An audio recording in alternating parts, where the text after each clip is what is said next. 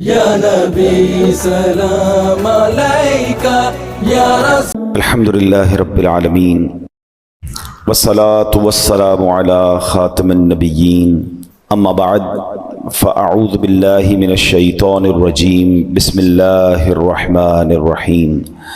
پڑھیے الصلاة والسلام علیکہ یا رسول اللہ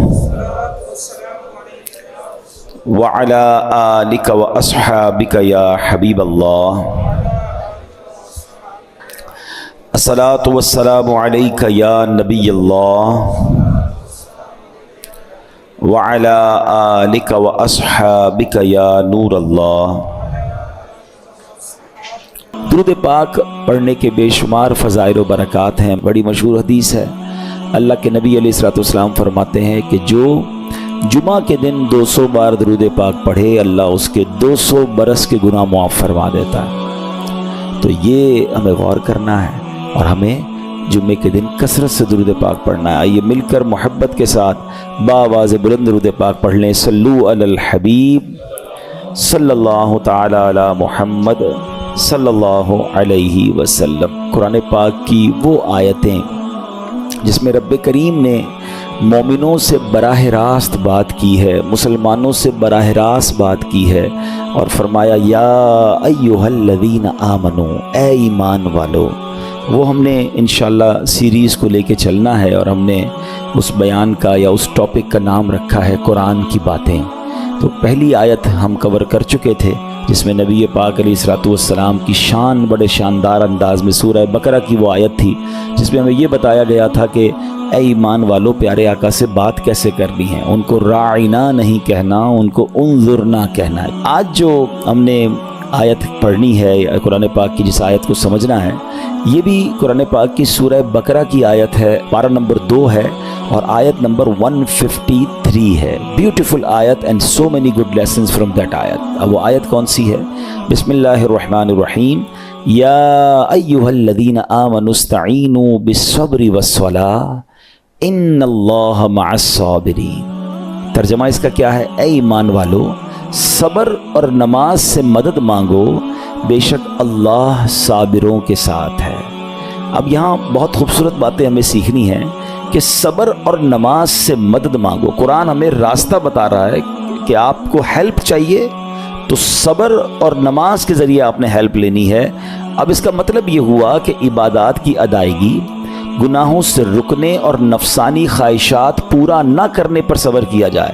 اور نماز چونکہ تمام عبادات کی اصل ہے، اہل ایمان کی معراج ہے، اللہ اور بندے کے درمیان ایک بیوٹیفل کانٹیکٹ ہے، تو اس لیے اس سے بھی مدد طلب کرنے کا حکم دیا گیا ہے. یہ بھی یاد رہے کہ بدن پر باطنی اعمال میں سب سے سخت صبر ہے اور ظاہری اعمال میں سب سے مشکل نماز ہے. یہ بڑی اہم بات ہے. کچھ اعمال وہ ہیں جن کا تعلق دل سے ہوتا ہے، انسائٹ ہوتا ہے. انسائٹ اعمال میں سب سے مشکل کام کیا ہے؟ صبر کرنا. اور ظاہری عبادتوں میں، جسمانی عبادتوں میں سب سے مشکل کام کیا ہے؟ نماز پڑھنا. تو یہ 2 اہم کام دیے گئے کہ صبر اور نماز سے مدد چاہو. اچھا اب ہم دیکھتے ہیں کہ صبر اور نماز سے مدد ملتی کیسے ہے اور سرکار دو عالم صلی اللہ تعالی علیہ وسلم کا اس میں کیا معمول تھا. اب ذرا سنیے گا.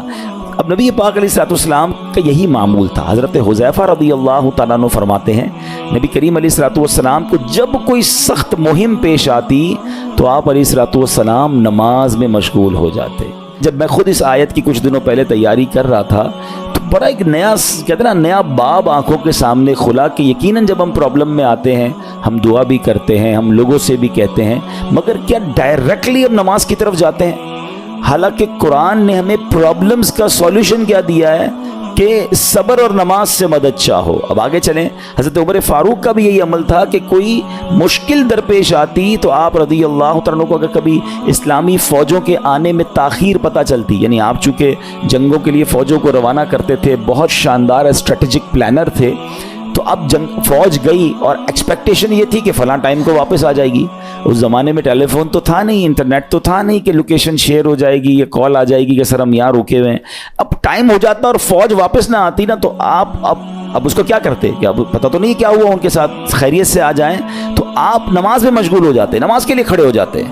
اب کیا ہمارے ساتھ کبھی ایسا ہوتا ہے کہ ہمارا بچہ کہیں گیا ہے, اس کی خبر نہیں آ رہی, یا کوئی چیز ہماری آنی ہے ابھی تک پہنچی نہیں ہے, یا کوئی اچھی نیوز نہیں آ رہی ہے, تو ہم کیا اس کے لیے نماز کی طرف جاتے ہیں؟ یہ نبی پاک کا ہمیشہ معمول رہا. حضرت عبداللہ بن محمد حنفیہ رحمۃ اللہ تعالی فرماتے ہیں کہ میں اور میرے والد ایک انصاری رشتہ دار کے پاس عیادت کرنے گئے. جب نماز کا وقت ہوا تو انہوں نے اپنے اہل خانہ میں سے کسی کو پکارا کہ اے لڑکی, وضو کا پانی لے آؤ اور ہمارے لیے نماز میں راحت پہنچاؤ, نماز پڑھ کر میں راحت پاؤں, جلدی سے وضو کا پانی لے آؤ. تو کہتے ہیں ہم نے ان انصاری شخصیت کے الفاظ پر بڑا تعجب کیا کہ نماز سے راحت کیسے ملتی ہے.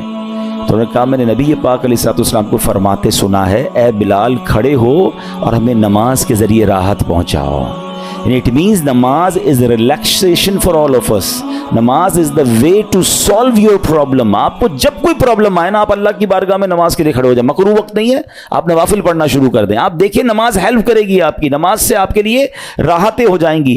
آپ کی حضرت عبد الرحمن بن عوف کتنے بڑے صحابی ہیں رضی اللہ تعالیٰ. یہ وہ صحابی ہیں کہ جو عشرہ مبشرہ میں سے بھی ہیں, and he was billionaire on that time. سب سے امیر صحابہ میں جو نام آتے ہیں وہ حضرت عثمان غنی اور حضرت عبد الرحمن بن عوف رضی اللہ تعالیٰ کے نام آتے ہیں. آپ کا ایک بار بے ہوشی غشی طاری ہوئی, ٹھیک ہے, انکانشیس ہو گئے آپ.